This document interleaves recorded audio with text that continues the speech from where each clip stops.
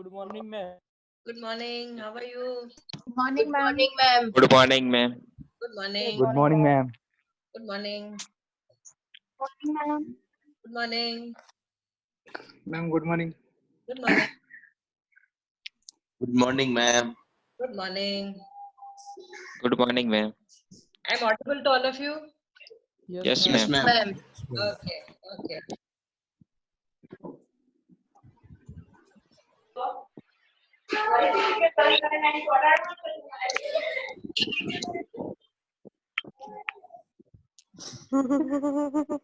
Good morning, Urvi. Morning. Good morning, ma'am. Morning, ma'am. Morning. Good morning, ma'am. Good morning. Good morning, ma'am. Good morning. How many Ma'am, people good have morning from all of you. joined? Good morning, Vatsa. So you are enjoying your sessions? Yes, Yes, ma'am. Yes, ma'am. Ma'am class में होते तो और भी मजा आता. सही बात है.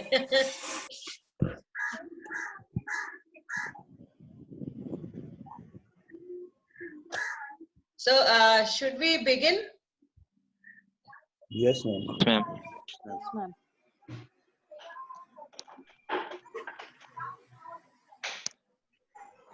Okay, what I'll do is, first of all, Vatsal, can you take care of today's attendance?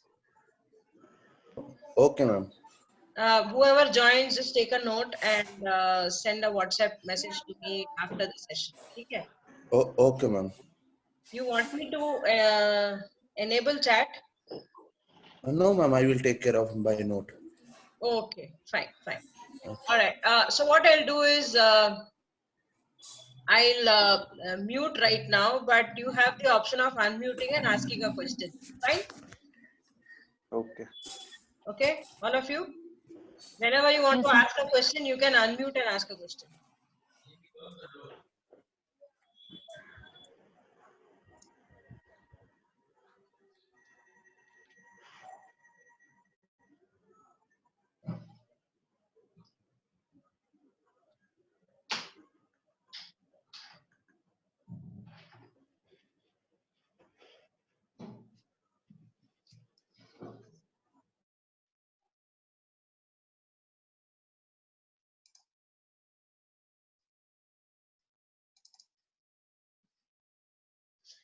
Right.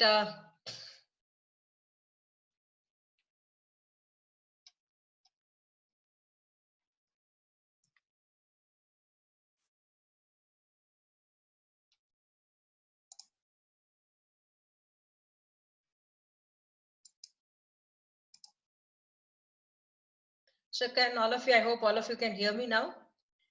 Today we have to discuss cross-national cooperation and agreements.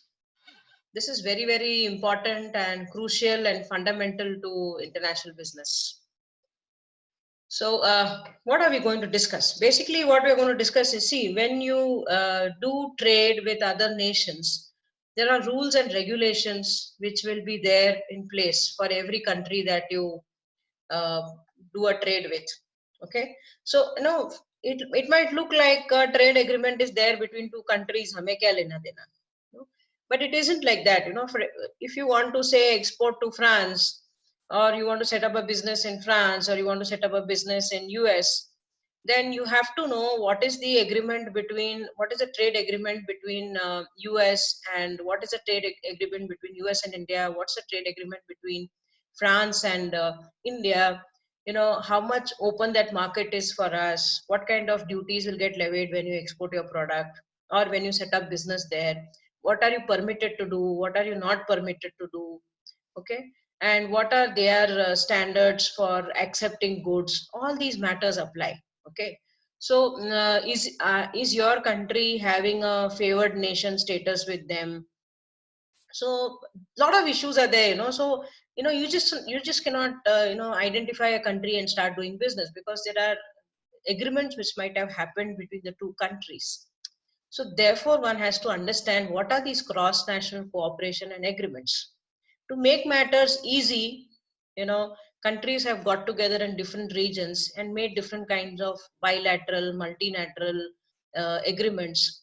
And today, of course, we have WTO, the World Trade Organization. So today we are just going to quickly look at the fundamentals of trade agreements. What does it mean? What can be its nature? And what will be the impact? Okay. Please mute yourself so that there is less of a noise.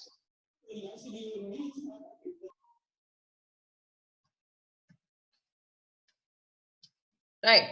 So, what is the history behind trade agreements? Like 1947, after the World War II was over, countries were in a condition of severe economic crisis, and they all realized that unless we have agreements between each other and we do trade with each other on basis of their comparative advantage, they will not be able to grow. So that is how the very first, cross-national trade agreement called GATT began, 1947. GATT means General Agreement on Tariffs and Trade. This is one of the most famous and historical agreements. It started with some 20 odd countries and went on to have more than 150 members. And this GATT was later replaced by WTO. So we'll be looking at WTO also. But first of all, what is GATT?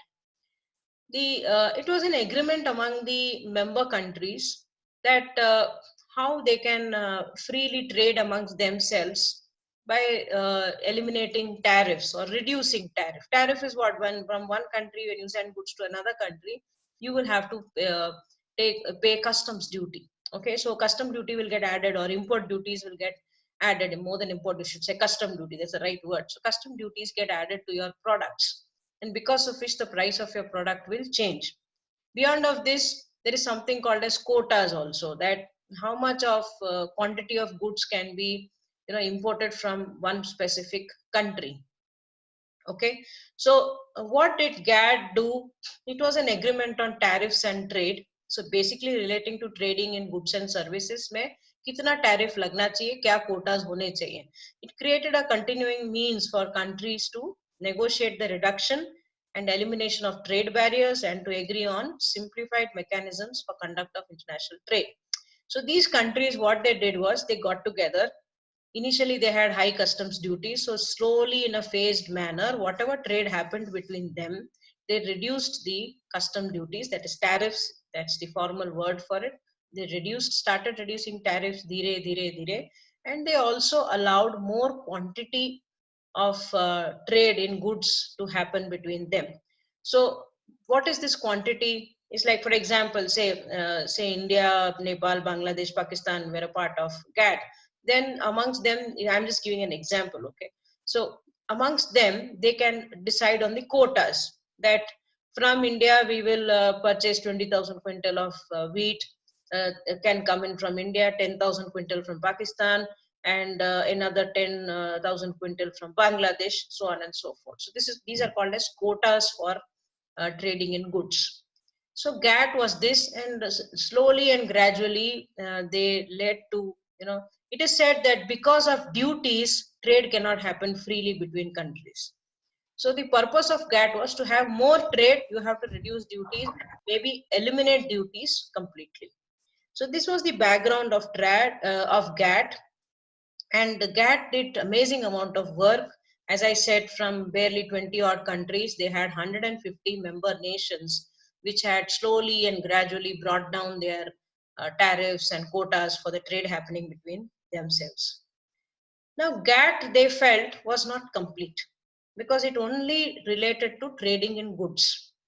GATT, for example, did not consider services. GATT did not talk about investments that can happen between two nations. It did not consider, the intellectual property, because in modern times, a lot of products are knowledge based. Okay, so what about the knowledge based trading? So WTO was replaced GATT. They formed World Trade Organization, and we should be very proud as Indians, because India is a founding member of WTO. So WTO was formed in 1995, replacing GATT. And today there are more than 200 member nations in WTO. I think it must be close to 300 now. And Again, the WTO, which was established in 95, was a continuing means of trade negotiations that aspires to foster the principle of trade without discrimination and to provide a better means of mediating trade disputes and of enforcing agreements. So from this definition, what one can make out is GATT only talked about trade, tariffs. WTO is more advanced. It was considering trade happening without discrimination. There should be no discrimination amongst member nations, okay, when it came to enforcement of tariffs and non-tariff barriers. And there has to be there will be a system of settling disputes. Suppose two countries have a dispute amongst themselves with respect to the trade. Like for example, right now dispute is happening between US and China under WTO, because US is claiming that China is charging greater custom duties on American products. This kind of a dispute is on. It has been on for quite some time. Similarly, India also has got a lot of disputes with other nations. So how does one settle a trade dispute?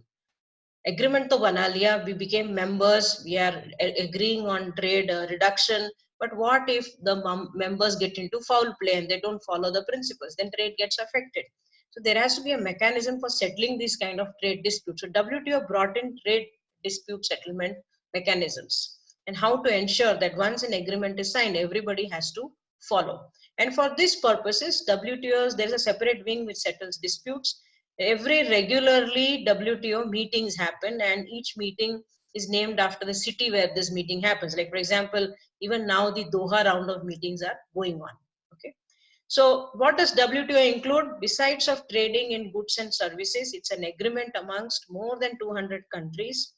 Not only in for relating to trade and goods, it includes services, because a lot of services also get, for example, India का आजकल major export है IT services. तो पहले के GATT में IT services would not get included, but now in WTO the services export and import also gets included. Investments are getting included. Intellectual property has got included. Sanitary measures. Now what are sanitary measures? Sanitary measures means among the member nations, what should be the rules and regulations for the purpose of controlling measures in the times of for protection against diseases with respect to human beings, animals, birds, also how to control pests management, etc. Like for example, we are living in a wonderful time of COVID-19. So right now there are sanitary measures in place by various countries. Though we are WTO members, we had to close down our borders for international travel for quite a few countries. So to protect the human beings in India against diseases. So this is a sanitary measure. Okay. Similarly, suppose there is also news, that a lot of locusts or pests are flowing in from Pakistan and other countries into India via the Kutch border. So countries can take measures to control this kind of pest movement. Okay. So these are called as sanitary measures. Plant health. Okay. What can be the measures taken for improvement of plant health? For example, the most classic example here would be that today across the world, countries are agreeing that they should not have genetically modified plants. So what are the rules and regulations for GM agricultural produce, because they can harm the biology of human beings. So there's a lot of discussions going on, because a lot of countries produce, especially China is known to produce genetically modified agricultural produce. So, and gets exported to other countries amongst the WTO. So agreements on plant health, agriculture, textiles, and technical barriers to trade. This technical barriers is very interesting. We will see that later.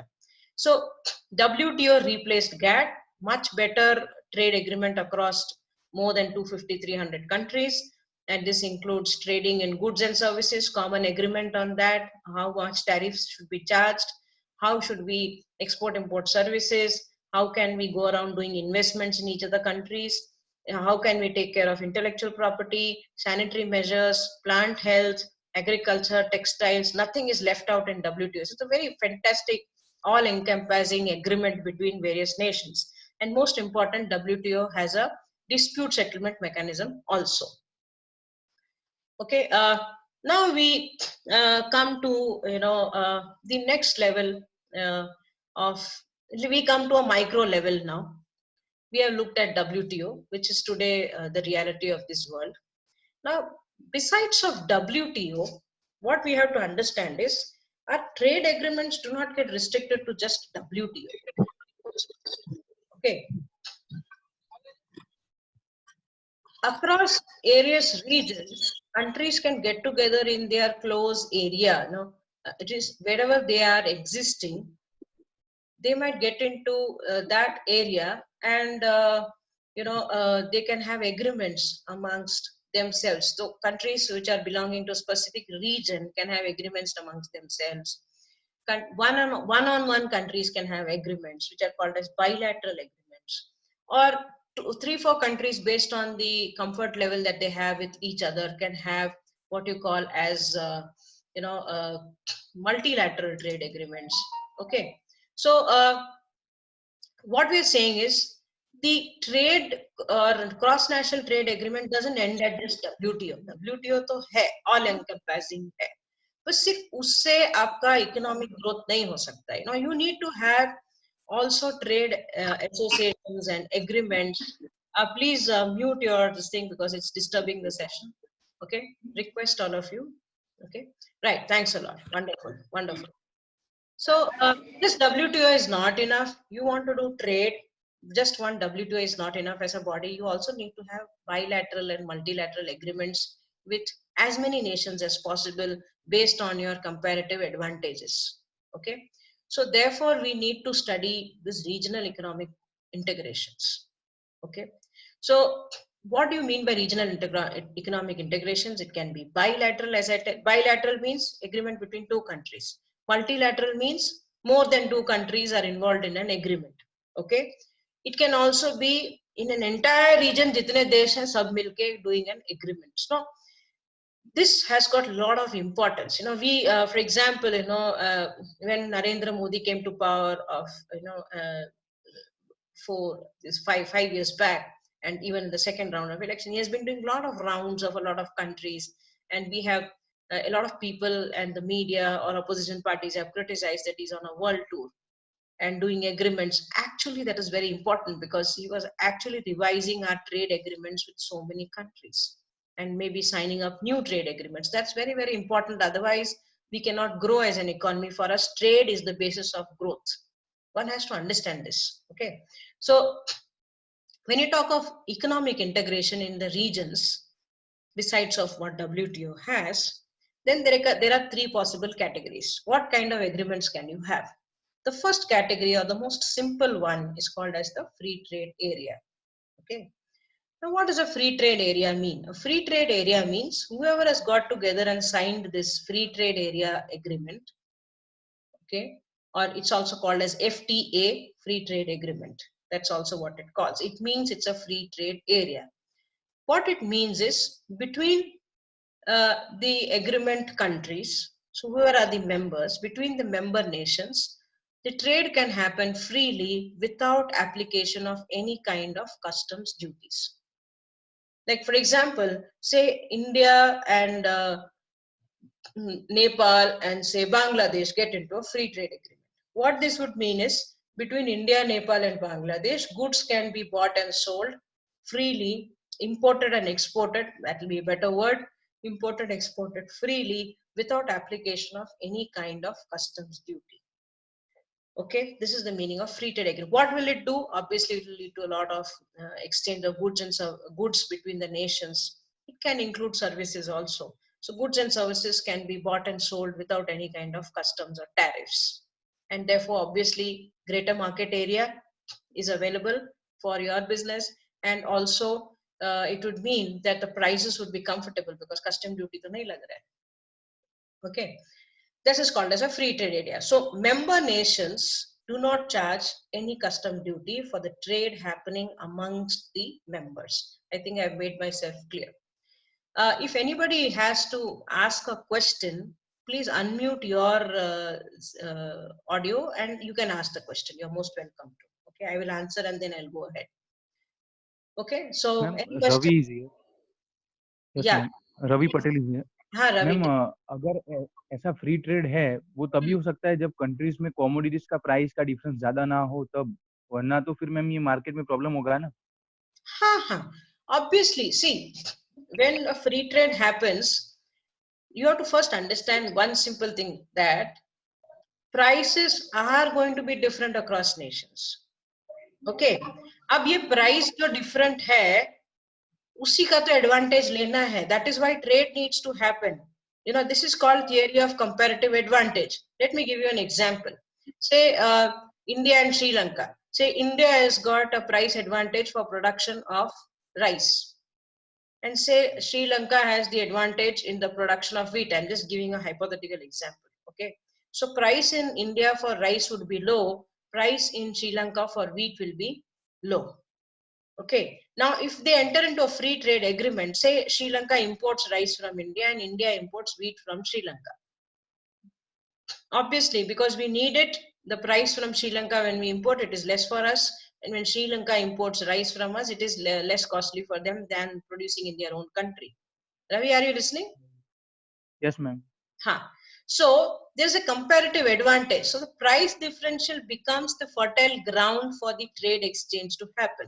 Now इसमें क्या होता है, भले अपना price differential है, but जैसे ही custom duty उस पे लगेगा import पे, तो price बढ़ जाता है. So if you want to have better and freer trade, you have to remove this custom duty component or a tariff component, which can make the price of the same product, which is actually coming cheaper, a little bit costlier. Are you getting this? Yes ma'am. Yeah, therefore same price हो तो मतलब क्या है free trade agreement? Price differential है, countries को, every country will have an advantage based on their own resources to in the production of certain goods, and each country's such advantage would be different. When you get into a free trade agreement, you're taking advantage of this price differential and doing trade between each other by eliminating what is called as the tariff, because tariff लगते हैं उसका advantage चला जाता है.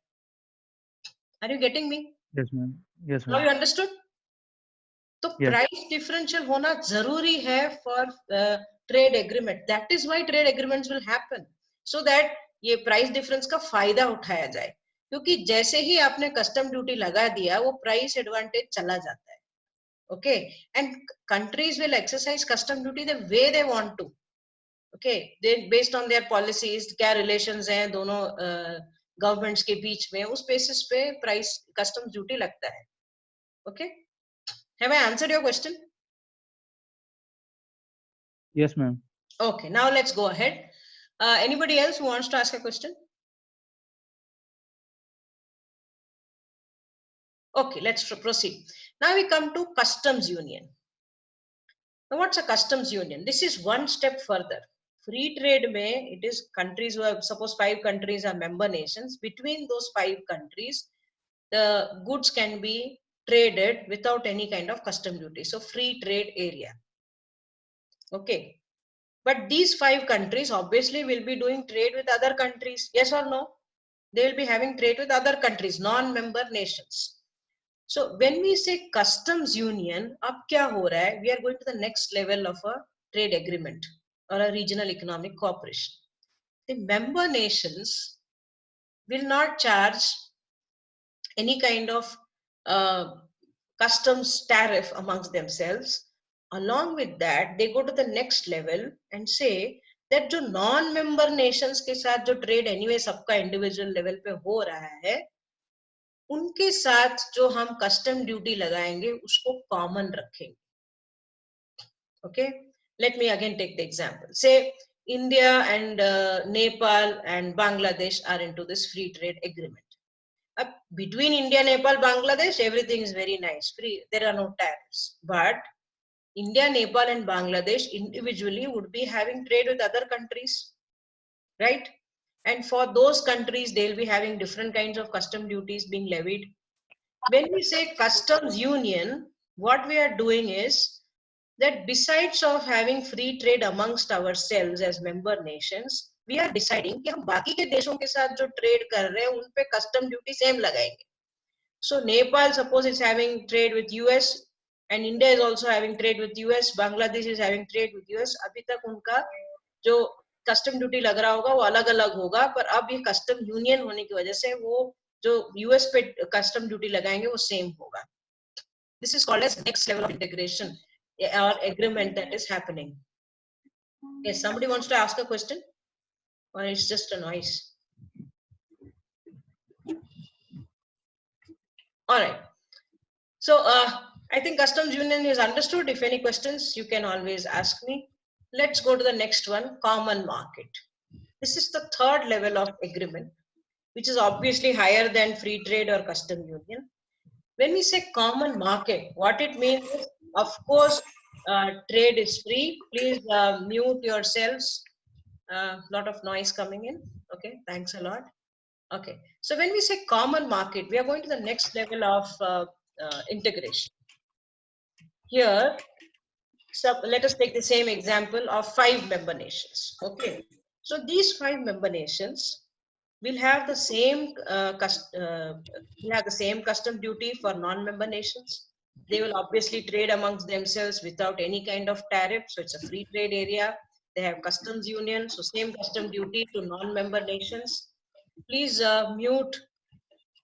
Okay, they will also now go to the next level and say हम free trade तो कर ही रहे हैं, हम कॉमन कस्टम ड्यूटी लगा रहे हैं नॉन मेंबर नेशन पे, और तीसरा हम क्या कर रहे हैं, we are now allowing free movement of factors of production. Now what does this mean? This will mean that labor and capital can also move between the member nations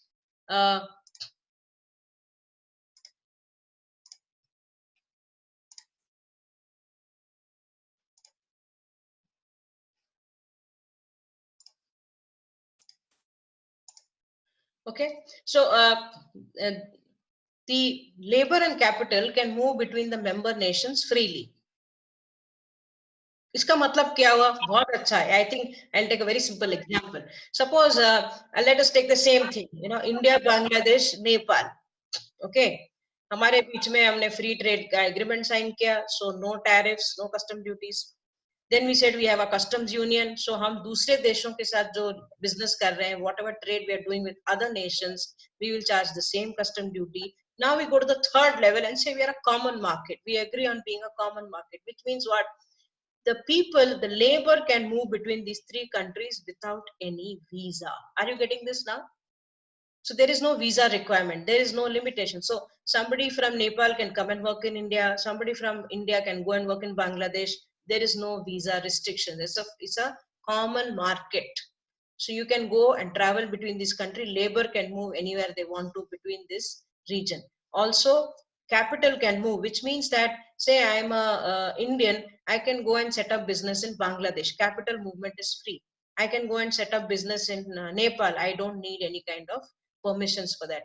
I'm freely allowed to make investments or set up business anywhere. Okay, so the most common and best example of a common market level of regional economic integration is obviously the European Union, which is a common market. In fact, European Union, besides of establishing common market, which they did somewhere when the European Union was formed, these countries, they have some 20-25 odd countries in the European Union.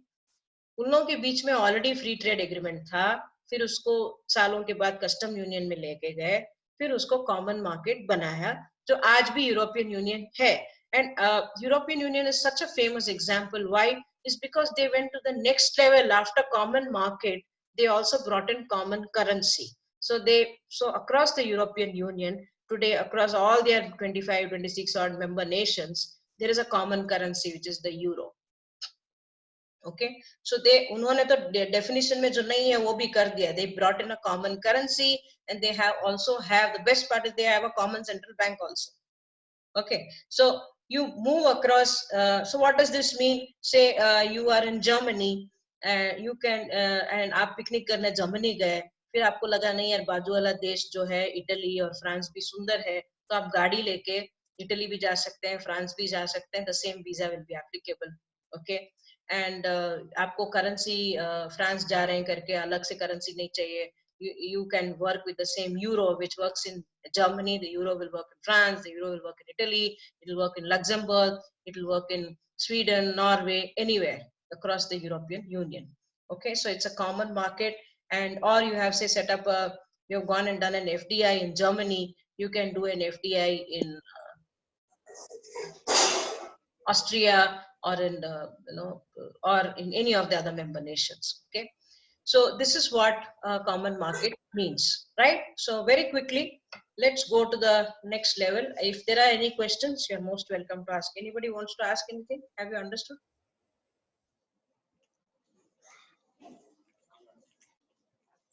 Right. In the absence of questions, I am proceeding.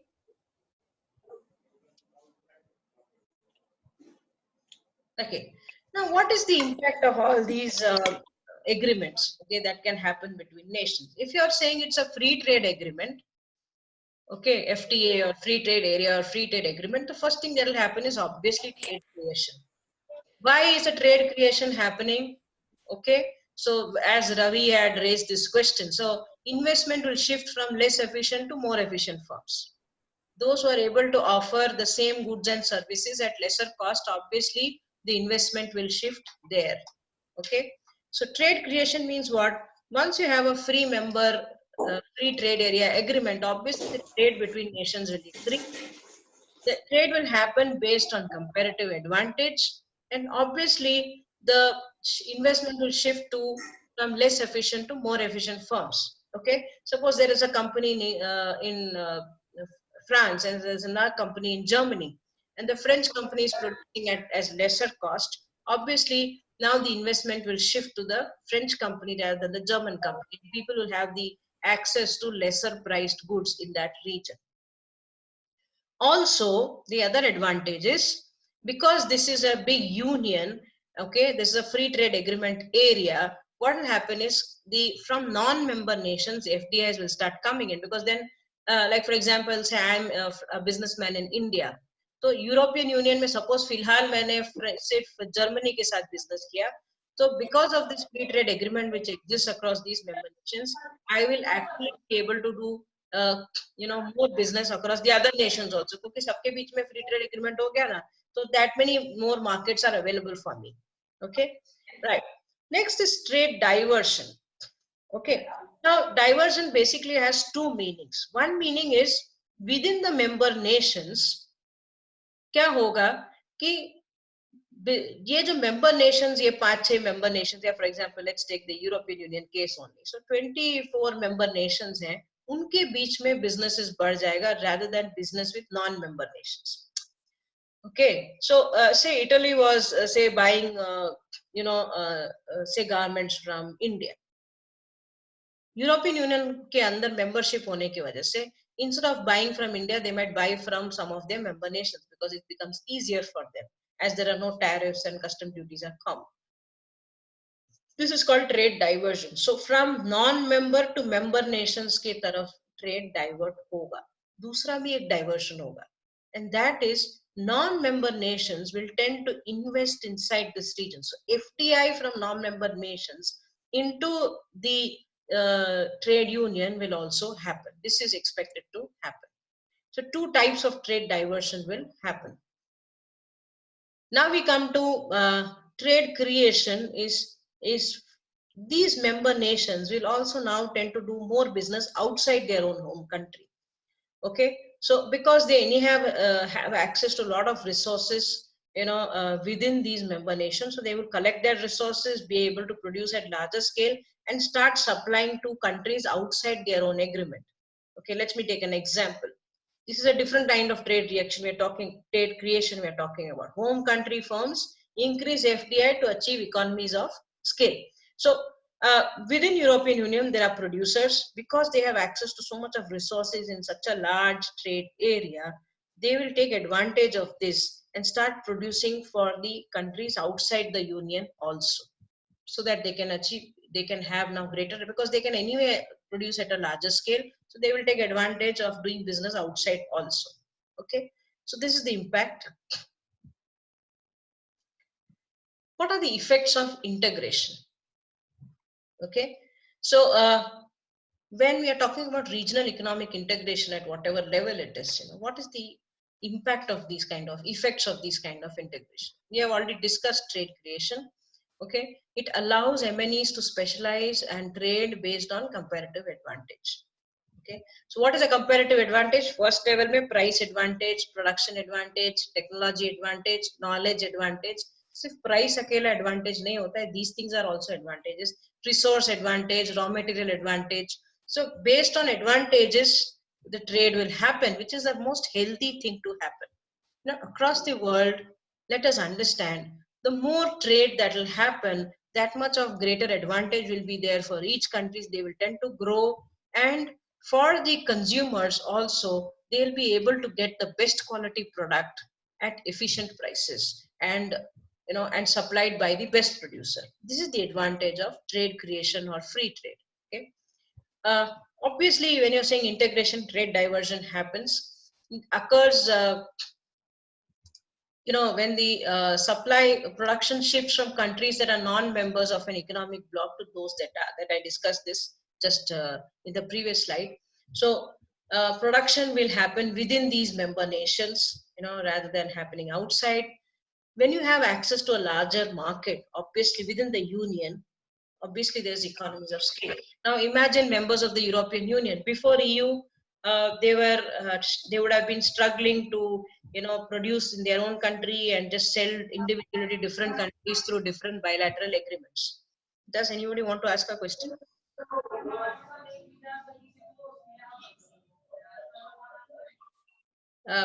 Please mute yourselves if there is no question. Okay. So economy of scale is a big advantage. You have access to a huge, large market, and therefore you can produce at much larger scale. Increased competition. Each country faces more companies entering their market, leading to more competition and efficiency. This is a healthy competition which will happen. Okay. So because you will have efficient producers coming into your country because of the trade agreements, and therefore because of that healthy competition, the other producers will start producing with greater efficiency. And for consumers, it's a great situation because you will have better quality products at efficient prices. Okay, so these are the impacts of integration. Let's take quickly the example of European Union. It's a regional as opposed to global economic integration. It occurs because of greater ease of promoting cooperation on a large scale. So European Union is a regional economic integration because it is a combination of countries in Europe. So it's comprising of 27, now we should say 26 because UK has exited EU, okay, because of problems, because of certain economic problems. So we have now 26 nations in the European Union. And what is European Union? It is free trade, custom union, common market. I already said. So basically European Union ka jo integration hai, it is at the level of a common market. And they also have, as I said, they have gone beyond definition and established common currency. Okay, international business does not have a definition for that. It's actually they have gone beyond common market, that is established a common currency. Okay, and what happens, what is the impact of this EU is like, for example, you want to do trade, say, I just want you to understand the importance of such a union. Okay, so of course trade and capital factors of production move between these nations, and there is no visa requirement across the EU member nations. Another important thing which we must understand as an outsider, say India wants to do business in the Europe, then EU will stand together as one entity and deal with India. This is the impact of a common market. Okay, so what has European Union done? It has abolished trade barriers on intrazonal trade, obviously within their own nations. It has instituted a common external tariff. So you do trade as an outsider. Say India does trade with France or Germany or Luxembourg or Austria or anybody, we will have the same custom duty levied on our products. Okay, they have created a common currency. So you deal with any country within those 26 nations, you have to deal only with one currency, that is euro. That makes matters a lot simpler, because when we are talking of currency, obviously exchange rate fluctuations have a lot of impact on the trade values. Okay, so the European Union is a sterling example of regional economic integration, where they started as a free trade area, they moved on to becoming a customs union, then they went further and made it into a common market, and they went even further and made it into a common currency. I think now you're able to understand better. Okay, so European Union deals as one end. So when you are talking about a WTO meeting, EU will be represented as one body. Okay. So you have any questions, please interrupt and ask. Otherwise, I'm going further. Now, what are the implications of the EU for corporate strategy? Okay, let's come down to brass tacks, business. एक company है तो एक corporate strategy में क्या? Ma'am, I want Yes. to ask if the European Union has the same currency, so each of the country has the different rate of the currency and the fluctuation. So how Yeah. it can be managed? No, you are talking क्योंकि economy के about हिसाब से currency yeah, can you just come again with your question? थोड़ा audio problem था. वापस पूछ सकते हैं? Yes, ma'am. मैं यूरोपियन यूनियन की करेंसी अगर सेम है 26 कंट्रीज की, तो हर एक कंट्री की इकोनॉमी चेंज होती है, तो उसमें करेंसी का भी फ्लक्चुएशन होता है, तो वो कैसे मैनेज हो पाता है? हाँ, obviously they have to manage. See, the currency value is not dependent on their individual country performance. Please understand this thing. The currency values get dependent on how much of trade in that currency happens. Are you getting me? Yes, ma'am. Okay. एक country का economic performance obviously influences currency value, उसको मैं question नहीं करता, but because this is a common union, okay, trade with this entire union happens on that one common currency. आप समझ रहे हो? Yes, ma'am. Are you getting me? Okay, so suppose उनके बीच में इकोनॉमिक डेवलपमेंट लेवल्स में difference हो सकता है, जीडीपी रेट्स अलग हो सकते हैं, ऑब्वियसली होगा ही, because everybody is not at the same level of development, but they have a common currency for trade with everybody else. Yes or no? Yes, ma'am. Yes. Now, how will the value of EU get determined? Is it getting determined by just their degree of GDP growth? No, you have to understand first thing. First is a currency exchange rate gets decided on the basis of buying and selling that happens with that currency. Okay. So the demand supply of that currency हो रहा है, उस basis पे rates decide होते हैं. So if you take in the world forex market, कितना amount of transactions euro में होगा, buying and selling of euro कितना हो रहा है, उस बेसिस पे एक्सचेंज रेट फर्स्ट लेवल पे डिसाइड होगा. ओके, अगर now let's come to the micro level, economic growth, right? Now if suppose there is a recession in 4 countries, then obviously the production levels will go down. Yes, Vipin, are you listening to me? Yes, ma'am. Yes, ma'am. Yeah, so production levels जब कम जा रहे हैं, obviously trade volumes कम होगा for EU as a whole. Yeah. So it will influence the currency rates. Yes, ma'am. उतना buy sell of euros कम हो जाएगा ना, because buying sell of goods and services पे ही currency का transaction होगा, correct? Yes, ma'am. Right? Of course it will influence. It will influence, but you have to understand that first level में कहाँ पे rate affect होता है, demand and supply of that currencies पे affect होगा. Okay.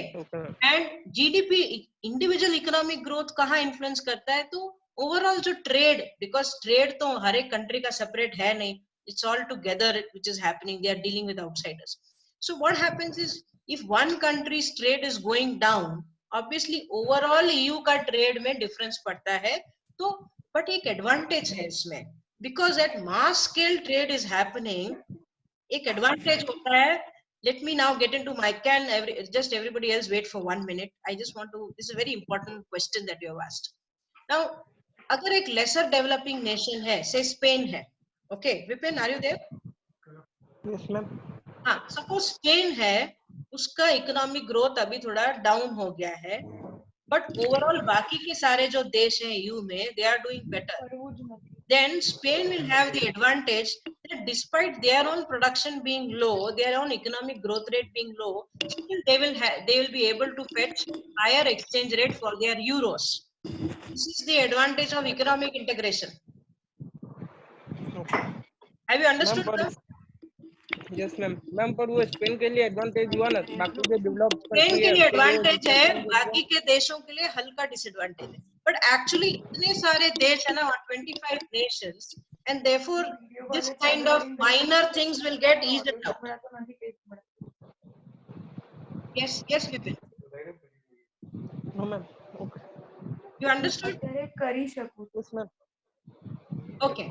So that was a very good question. Excellent. If anybody else wants to ask, please ask. Okay. So I'll. Otherwise, you can please mute yourselves. Let me just continue. I'll just take 5 more minutes. This video might close now. Same time. Okay. Right. So right now, when you're talking of, please mute yourselves. It's disturbing now. Thank you. Thank you. Thanks a lot. So that was a fantastic question. I really very good. That means you are very much part of. You're trying to understand. So the advantage of European, any kind of regional economic integration is that the highs and lows of economic growth within the nations get smoothened out. Okay, so overall that's an advantage for all nations put together. And एक आधी दो country का थोड़ा खराब है तो भी इतना कुछ major dent in the exchange rates नहीं होगा. Okay, so that's an advantage, right?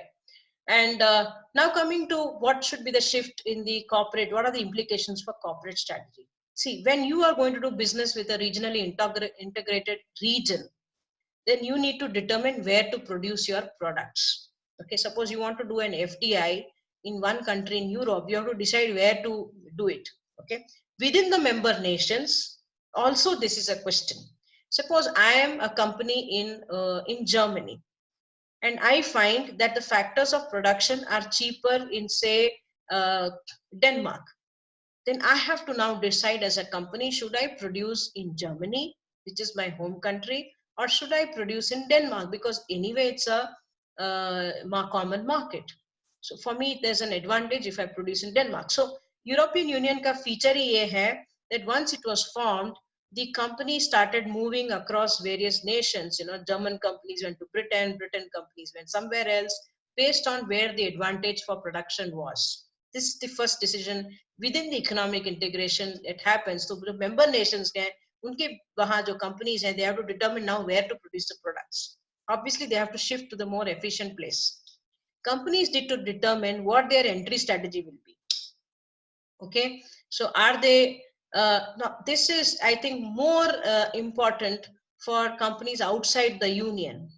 कि आप entry कर रहे हो, तो what should be your mode of entry? We are going to discuss strategies in this week in the next session. So what mode of entry should you do? You should go for licensing or franchising or simply exports, or go for a strategic alliance or a joint venture, for example, or you should go for an FDI, foreign direct investment.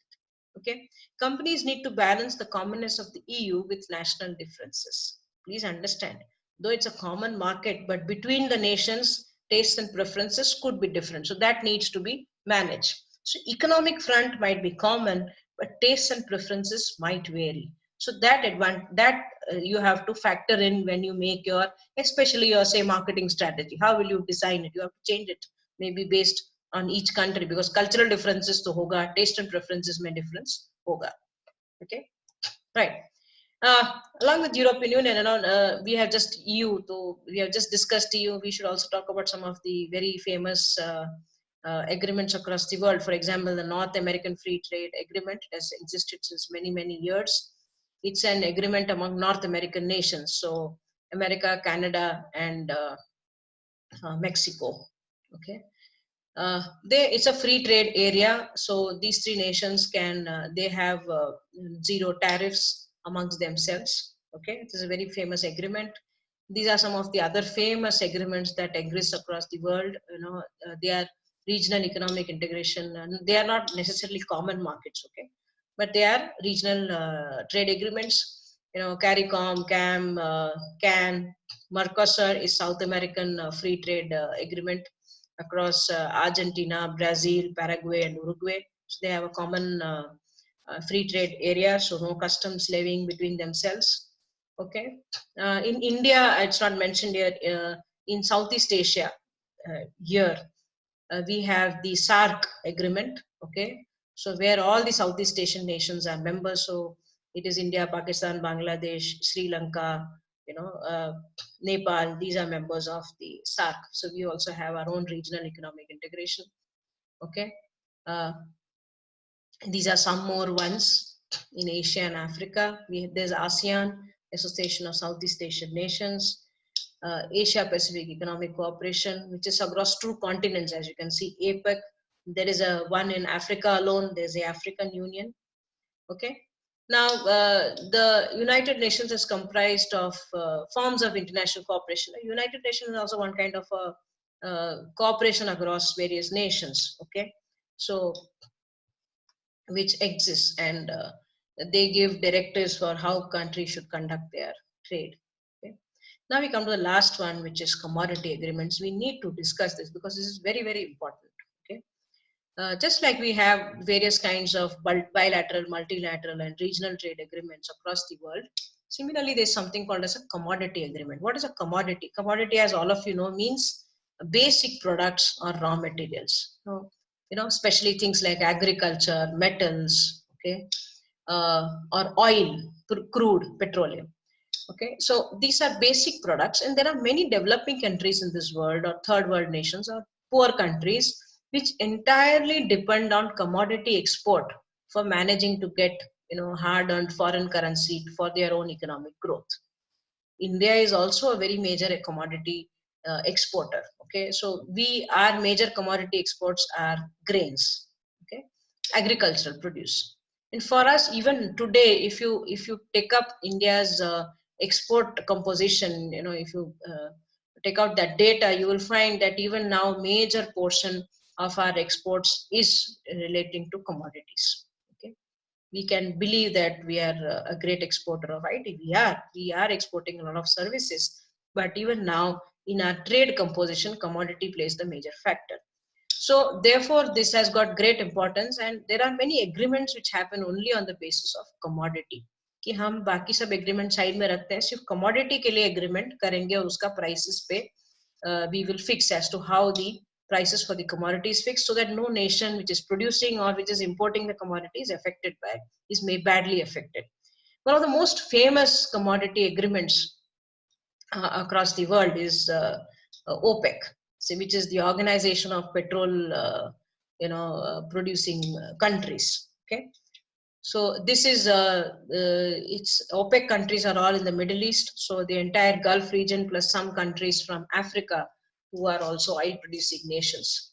So this it's an organization of petroleum producing countries, and they have got together, and regularly they have meetings in which they decide what should be the price for the crude which they are producing. So there's a common price for the crude which is imported from all these countries. When they sell their crude to other countries, there's a common price, and the common price is based on common total quantity of production. So whenever OPEC meets, they also decide that those who are member nations, how much quota of oil each of them needs to produce. So here the most dominant nation is of course Saudi Arabia, because they have they are one of the largest producers of oil. So so this organization gets together and decides the quota for each country as to how much of crude oil they'll produce for a specific time period, and then at what price this needs to be sold to the other countries.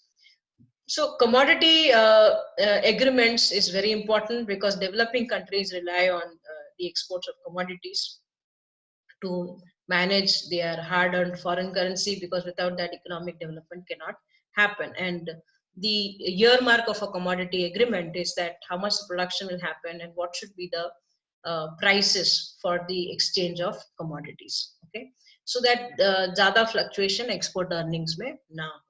Okay, right. So if there are any questions now, you can ask.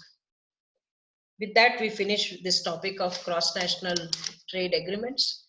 If you have any questions, quickly, I am open.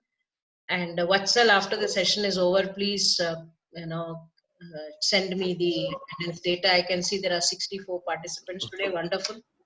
Great. Any questions, Okay, please? Thanks a lot. Any questions?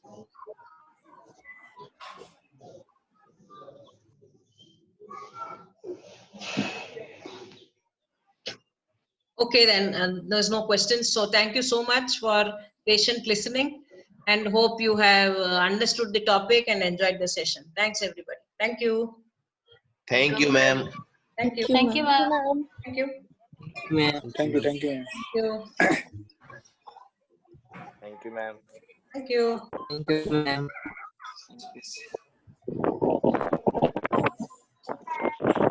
Bye bye, everybody. Bye. Thank you, ma'am. Thank you. Bye. Thank you, ma'am. Thank you.